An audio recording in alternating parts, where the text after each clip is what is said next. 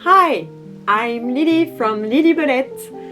I like to knit, sew, crochet and draw, and today I want to share with you a sewing project. I plan on making a full outfit based on a design I made. It will be somewhere. And today it's time to show you how I did the blouse part.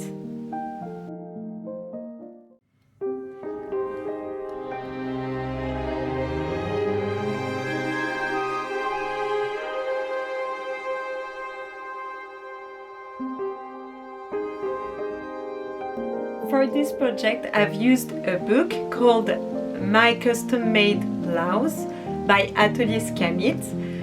It's a pattern atelier, actually, and I really like their work. I already sewn some of their pattern, and I intend to do my own self-drafted pattern.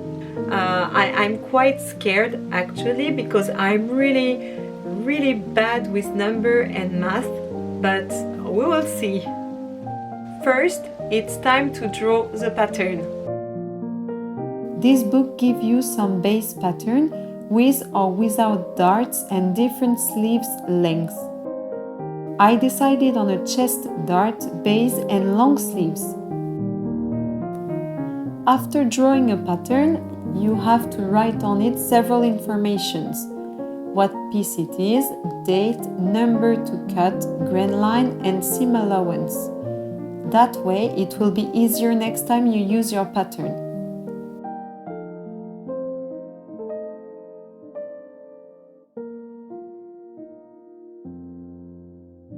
You probably can't tell, but I always iron my fabric multiple times. Almost every time I use it, I have to iron it before and after what I've done if I sew it or cut it, because I think the wrinkle come very easily, even if it's not really a fabric that wrinkles a lot. So I like to iron really often to have the most flat fabric I can have.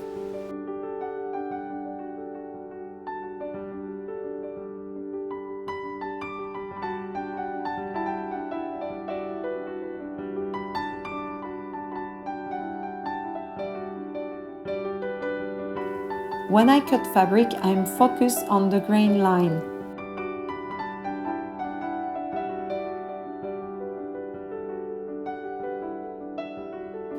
Then I sew my mock-up and I iron my seams.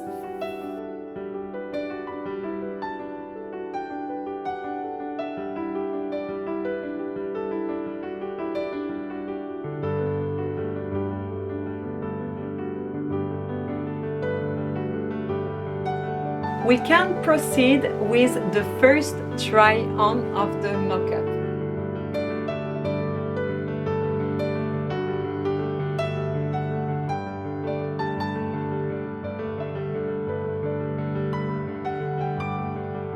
I didn't resist. I tried it on off camera and it was kind of a disaster, but a funny one. I didn't let that much space around the head, so when I tried it on, I couldn't fit my head in the neck hole, and so it ended up really ridiculous. But still, it's quite funny, so...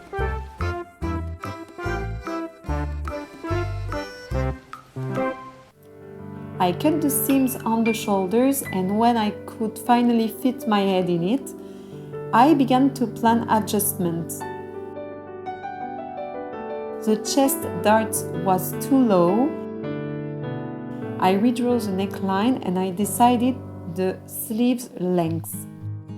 With all these markings, I had two options: do a second mock-up or proceed and cut on the fabric.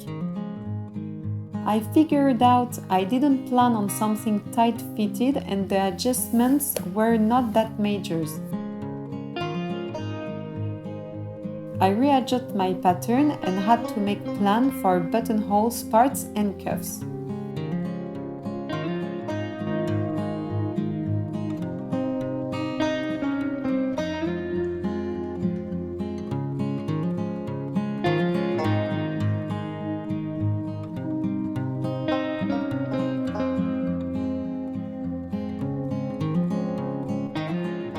Then I proceed with the fabric.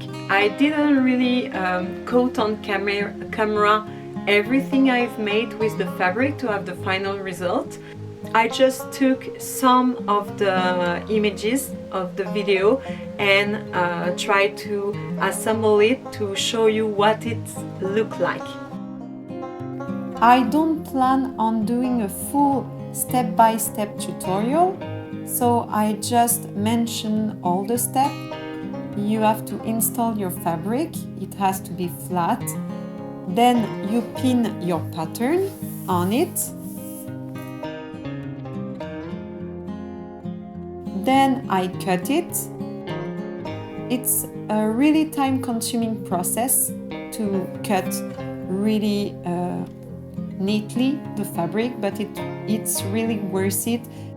Then I sew my fabric. I iron after each step.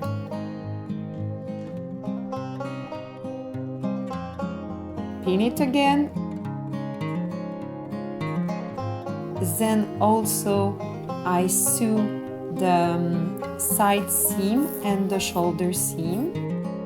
I'm preparing the sleeve as I want puffy sleeves. Pin the sleeve to the body, sew the sleeve, and then voila! I finished with hand-sewn bias for the neck part. I find it really soothing to finish a project by hand.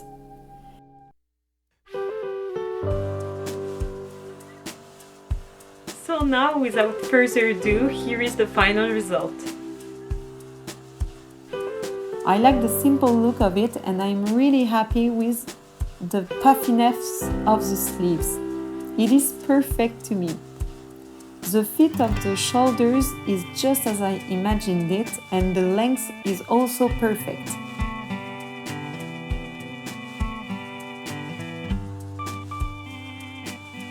I didn't pay attention for the pattern to match, so I really don't bother, but I guess you can notice the squares are not aligned. Here it is! So thank you very much for watching this video. I was happy to share this experiment with you and I hope I can see you in the next video. It's an outfit, so other video will come sooner or later. I guess as a mom it's the only thing I can say. I don't have any schedule or plan, but I'm sewing, so the other project will come. You can follow me on Instagram too at Lily Belette. Share, subscribe if you want to follow my little experiment and crafting journey. And see you next time. Take care. Bye.